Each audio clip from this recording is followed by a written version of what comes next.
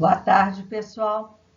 É um trabalho novo que eu estou publicando na internet e eu gostaria que, se fosse utilizado o termo fenomenologia no estudo dos distúrbios da TM, eu sempre autorizo a copiarem, a fazerem, salvarem esse vídeo, pedaços dele para apresentação, mas eu gostaria que pelo menos a referência do meu trabalho fosse dada, né?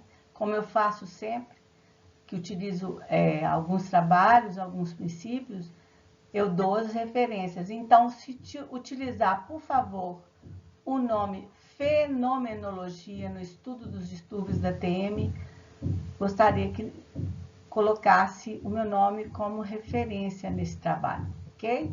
Podem utilizar à vontade. A internet existe para isso, para divulgar e para atingir o maior número de pessoas possível. Eu escolhi esse tema baseado nos trabalhos do filósofo matemático e lógico Edmund Husserl, que estudou fenomenologia, né? E eu utilizei esse termo em relação ao estudo dos distúrbios da TM, relacionado principalmente à biomecânica, à bioengenharia, e são coisas que vocês não vão achar em lugar nenhum. Não dessa forma que eu fiz aqui. Então, aproveitem e, por favor, deem o like ou o dislike e mandem perguntas, comentários, que também são muito importantes para o meu trabalho. A principal causa de problemas da TM é o desarranjo interno da articulação, definido como uma relação anormal entre o disco articular e o côndilo mandibular, que interfere com a biomecânica normal da ATM. Clinicamente, pode ocorrer dor articular, alteração no trajeto da abertura bucal ou ruídos. O tratamento visa adequar a mobilidade das articulações, reabilitar a oclusão dentária, reposicionar a língua, reeducar posturas, equilibrar grupamentos musculares e orientar trabalho respiratório, melhorando a qualidade de vida do paciente. Então, distúrbio é uma perturbação da ordem ou do funcionamento de qualquer sistema. Está aí a referência deste trabalho. Na fenomenologia, eu estou utilizando, eu sempre uso linguagem analógica, principalmente para falar de biomecânica, bioengenharia. E Ludwig van Beethoven foi um compositor fantástico, que tinha problemas auditivos, e ele compunha e ele utilizava da forma evoluída da sensibilidade dele para compor mesmo surdo. Ele utilizava-se do princípio da vibração, que é transporte de energia, né? Transferência de energia. Eu já falei, olhem a aula sobre energia, muito importante o conceito de energia para entender isso. Então, a vibração era uma forma que ele tinha de transferir energia para que o cérebro dele sentisse a música, acompanhasse a música. Então, era genial. E ele foi considerado um dos maiores matemáticos de todos os tempos, apesar de não ser do ramo da matemática. A música é matemática, né? Matemática pura, e ele conseguia sequências fantásticas nas músicas, quando compunha, sequências divinas. Então, ele conseguia, através da música, superar as deficiências dele. E essa nona sinfonia, eu tenho maior admiração, porque é uma forma de espiritualizar essa capacidade que ele tinha de homenagear, através da música, o divino, né? A divindade, nosso Deus. Então, eu acho que ele foi realmente um ser fantástico, com muita capacidade e muita intuição e muita espiritualidade. O que a gente pode fazer para ter um estudo baseado mais na fenomenologia desses distúrbios da TM. Eu vou falar muito de biomecânica, de bioengenharia e de propriedades dos tecidos. As células sinoviais, elas formam o líquido sinovial. E o líquido sinovial é que permite a nutrição da cartilagem avascular das superfícies articulares, que tem a função de lubrificante para reduzir a fricção. Uma das funções da cápsula articular é a propriocepção. Vou falar um pouco mais de propriocepção, porque as pessoas às vezes utilizam de determinados termos sem estudar mais a fundo o que eles significam. Então, nós temos aí uma relação muito grande da propriocepção na articulação temporomandibular e nesse transporte de energia, dessa forma de energia, né? Não só pelos tecidos, as alterações dos tecidos, mas as informações chegam muito rapidamente ao cérebro. E isso tudo está ligado ao equilíbrio e muito ao emocional também, né? Então, a parte emocional é muito afetada pelos distúrbios da articulação temporomandibular. E a proximidade dela, né, por estar localizada, é bem próxima na cabeça ao cérebro e uma articulação muito sensível, muito requisitada, com dupla, né, lado direito e esquerdo. Isso faz com que algumas coisas devem ser percebidas pelo profissional e estudadas com um pouco mais de profundidade pelos profissionais que estão aí a preparar planos de tratamento, protocolos em relação aos distúrbios da TM. Ilustrando o sistema sensorial, estamos falando de propriocepção e da relação dos estímulos que passam pela articulação temporomandibular durante a mastigação, principalmente durante a mastigação, e como isso pode afetar o equilíbrio,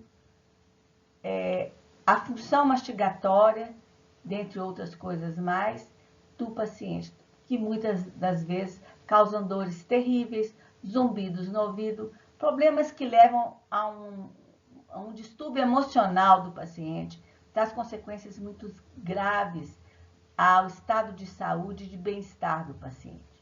Então, o sistema sensorial, ele é um conjunto de estruturas e processos que capta e interpreta aspectos físicos ou químicos genericamente definidos como estímulos do meio interno ou externo do organismo. As vias sensoriais, cujo principal elemento são os neurônios, né, e suas fibras nervosas, ao longo das quais a informação sensorial é conduzida dos receptores até as áreas centrais do respectivo sistema sensorial. Isso vai depender do tipo de energia que está passando, a informação que está passando através do estímulo, e ela transformada em energia é transformada em outra. Olhem lá a minha aula sobre energia, que é muito importante na odontologia, na medicina, em todas as áreas. Transferência de energia, tipos de energia. Então, uma energia, ela é recebida, uma forma de energia, ela é recebida pelos receptores, que podem ser mecanorreceptores, quimioreceptores, termorreceptores, são sensores específicos que captam esse tipo de energia específica. Então, quando se fala em propriorecepção, é uma gama de elementos que tem que ser aí estudados e analisados quando se fala em distúrbios de ATM. A superfície interna da articulação temporomandibular ou membrana sinovial recobre o côndilo, a eminência articular e o disco articular. O líquido sinovial, ele confere viscosidade, elasticidade, plasticidade à articulação. Vamos dar uma pausa para a fenomenologia. Estas palavras têm um significado muito, muito importante para o entendimento desses distúrbios. Essas palavras estão integralmente pertencentes ao conjunto de análise que o profissional tem que fazer durante o diagnóstico e anterior ao planejamento do tratamento que vai ser feito no paciente. Então, eu vou dizer o significado, mostrar o significado de cada um desses elementos a serem analisados. Essas células sinoviais formam o líquido sinovial que permite a nutrição da cartilagem avascular das superfícies articulares, que tem função de lubrificante para reduzir a fricção. Este líquido sinovial, ele tem uma similaridade com a função do líquido do ligamento periodontal, mas no momento não vou falar nas unidades biológicas de funcionamento durante o ciclo mastigatório, mas vou falar da articulação temporomandibular em si, portanto, do líquido sinovial, pertence a este mecanismo de funcionamento de biomecânica da ATM. O que é elasticidade? Por favor, não podemos falar de termos físicos sem entender o que cada um deles significa na prática, né? Real, significado real. Então, elasticidade é a propriedade do tecido ou material de se deformar quando submetido a esforços e retornar à sua condição inicial, sem alteração de forma e tamanho, após removidas essas cargas. Tudo isso envolve o conceito de energia e de como a microestrutura e a macroestrutura vão reagir a essas cargas, a esses impactos, ao transporte de energia naquela região. Viscosidade, medida da resistência à fricção interna de uma substância ou tecido. Quanto mais viscosa a substância, mais difícil o deslocamento relativo de suas partículas. Portanto, são tecidos ou materiais que, quando submetidos a esforços externos, se deformam, mas, ao mesmo tempo, escoam. Tudo isso está relacionado aos 3 estados da matéria. Voltem lá nas minhas aulas, por favor. Mas vamos continuar este tema agora. Viscoelasticidade é uma propriedade dos tecidos ou materiais que, quando submetidos a esforços externos, se deformam, mas, ao mesmo tempo, escoam. A parte deformada retorna à sua forma original quando retirado o esforço aplicado à carga. Por outro lado, a parte escoada do material, o tecido, não deforma.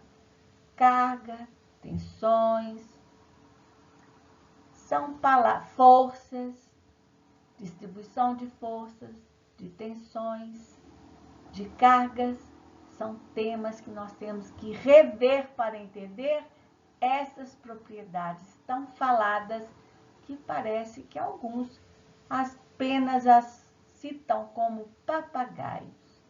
Mas nós temos que entender perfeitamente o que elas dizem, o que elas significam. O processo de deformação elástica e escoamento juntos podem ser entendidos como processo de deformação plástica, ou seja, microscopicamente ocorrem os fenômenos de deformação elástica e de escoamento ao mesmo tempo, dentro do tecido. Por exemplo, o tecido ósseo, não é? Tem uma parte sólida e uma parte líquida. Todos os nossos tecidos, nosso organismo é bifásico, tem duas fases da matéria, sólido e líquido, principalmente quando vamos raciocinar sobre a ATM, articulação temporomandibular. O resultado é que, após a retirada dos esforços, os efeitos da deformação elástica se revertem, enquanto os efeitos do escoamento não são revertidos. No fenômeno viscoelástico, após a retirada dos esforços externos, as deformações são parcialmente revertidas. Plasticidade é a parte irreversível da deformação viscoelástica. Um tecido sofre deformação permanente, plástica, após deformações elásticas quando são submetidos a cargas além do seu limite elástico ou limite de escoamento. Na natureza, nada pode ser considerado absolutamente plástico, nem nada pode ser considerado absolutamente plástico. Deus é perfeito. Vamos continuar, espero que tenham entendido, pelo menos o que significa até agora. Nós só estamos vendo as reações, ações e reações, as consequências micro e macroestruturais que ocorrem dentro da ATM ou nas estruturas da ATM. A ATM é dividida em um compartimento superior e um inferior, separado pelo disco articular. Duas coisas importantes demais. Tudo é importante na articulação, mas eu vou enfatizar a presença do líquido sinovial e do disco articular, principalmente da cápsula do disco articular. Essa avaliação do que acontece dentro dessas estruturas. O compartimento superior é limitado pela fossa mandibular do osso temporal e pelo próprio disco articular. O responsável pelo movimento de instalação da articulação é o fluido sinovial, que contém aproximadamente 1,2 ml. Então, isso aí é o volume, né, a quantidade de líquido sinovial que tem nessa parte da articulação. O compartimento inferior tem o disco articular como uma borda superior e o côndilo da mandíbula com uma borda inferior, permitindo movimentos de rotação. O volume desse fluido é em torno de 0,9 ml. Nós temos aí fluidos. Pequena diferença entre líquido e fluido, mas não vamos pormenorizar isso, porque não é, o que eu quero passar agora é um conteúdo mais abrangente. Então, não só o volume, mas as condições dessas propriedades desse líquido, de acordo com a energia que ele absorve, é passada ali, com a carga, com os esforços aos quais essa articulação é submetida na sua anatomia e na sua função, são fundamentais para entender os distúrbios que aí estão localizados. Então, nós vemos os termos elasticidade, plasticidade e viscoelasticidade. Isso tudo está ligado também à resiliência. muitos artigos que falam de articulação, de quadril, de joelho, da TM falam em resiliência, que é a capacidade de uma estrutura voltar ao seu estado normal depois de submetida a tensões. Não é? Tensão é força sobre área, ou pressão, né? Tem uma pequena diferença entre tensão e pressão também, mas não vou entrar nesse mérito aqui agora. São pormenoridades. Nós estamos falando de abrangências na TM, ok? A energia que é absorvida aí, ela traz algumas alterações no líquido e em toda a anatomia e biomecânica da articulação temporomandibular. O que é resiliência? É a medida em percentual de energia devolvida após a deformação, onde, se 0% foi devolvida, indica que a estrutura sofre deformação exclusivamente plástica, irreversível. Se 100% for devolvida, é exclusivamente elástica. Não há alterações, isso é reversibilidade. Então, a elasticidade está ligada à reversibilidade e plasticidade está ligada à irreversibilidade.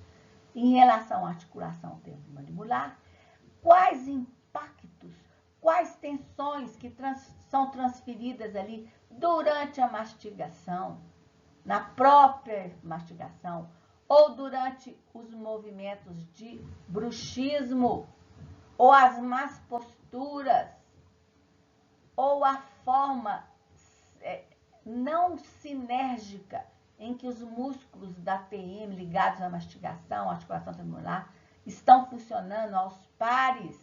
Então, nós temos que estudar a sinergia entre esses músculos. E a condição desse líquido, desse fluido sinovial, não só o volume, a concentração, mas também quanto que esse fluido vai se deformando, vai transformando com a absorção de calor. Calor como forma de energia. Calor não é temperatura, quente e frio. Calor é uma forma de energia. É uma outra coisa para vocês olharem as minhas aulas anteriores. Então, nós vemos aí um gráfico de diagrama tensão-deformação, mostrando a zona elástica e depois que na região onde a energia absorvida pelo material, chamada resiliência, é numericamente igual à área da região, sob esta curva. Isso é um gráfico de comportamento mostrando a resiliência. Ok? Então, o que é resiliência? A capacidade do material tem de absorver e transferir energia para o meio sem alteração. É a capacidade que ele tem, ele absorve energia, mas ele não se deforma, ele não se transforma. Então, ele é resiliente, até determinado percentual. Então, se você faz um bruxismo acentuado, você tem esses movimentos de bruxismo, ou você tem impactos na oclusão, que são de extrema, forças grandes, impactos acentuados, vão certamente ser transferidos para a articulação temporomandibular e alterar a biomecânica, as propriedades dos tecidos e do fluido presente na articulação. Entenderam? Isso tudo tem a ver com os estímulos, com uma fórmula que o sistema sensorial passa essas informações para o cérebro. Uma pessoa com estresse muito grande, com zumbidos, ela tem uma interação do sistema nervoso central que está diretamente proporcional aos estímulos que são passados durante a mastigação, durante o bruxismo do sono, ou durante o bruxismo diurno. Vários tipos de problemas que você detecta na sua parte, na sua conduta clínica, que você vai fazer o diagnóstico e vai pensar na biomecânica, nessa forma estrutural da TM, de absorver impactos, de ser submetido a tensões, de dissipar energia. Entenderam? E tem aí a participação dos nervos, a parte anatômica, não vou me ater a isso, só essas informações da biomecânica, da bioengenharia para você, sobre os tecidos envolvendo isto. E também o estudo da musculatura, de cada músculo, como ele trabalha, como eu disse, a sinergia dos músculos. Não vou entrar, não é essa a função, não é esse o objetivo deste meu trabalho no momento. É mostrar para vocês que existe uma fenomenologia ligada à biomecânica, à bioengenharia, ao comportamento desses elementos pertencentes à articulação temporomandibular. Então, nós vemos aí a questão do proximidade com o sistema auditivo, com o ouvido, né? Bem aqui, ó, dele, o ouvido interno, externo e a articulação, a proximidade, a parte da inervação. E como que isso pode levar, sim, a zumbidos terríveis. Como que o cérebro interpreta isso. Então, é preciso entender profundamente disso e, na maioria das vezes, ter um atendimento multidisciplinar, envolvendo neuropsicólogo, a parte cognitiva, envolvendo otorrinolaringologista, envolvendo fisioterapeutas, uma gama de profissionais, porque o problema é de uma complexidade grande mesmo. E nós não podemos ser egoístas a ponto de segurar o paciente e falar, eu vou resolver sozinho esse problema, dependendo do distúrbio. Porque você ter uma equipe a seu auxílio quando o problema é complexo é muito, muito positivo. Você precisa de outros profissionais para ajudar, sim, e ter a humildade, a capacidade de colocar isso no seu plano de tratamento, ok? Isso que é importante. Obrigada a todos por essa paciência e é só um início de conversa. E não se esqueçam, fenomenologia, no estudo dos distúrbios da TM, foi a doutora Iracema que está fazendo, ok? Obrigada, pessoal. Um beijo. Fiquem com Deus.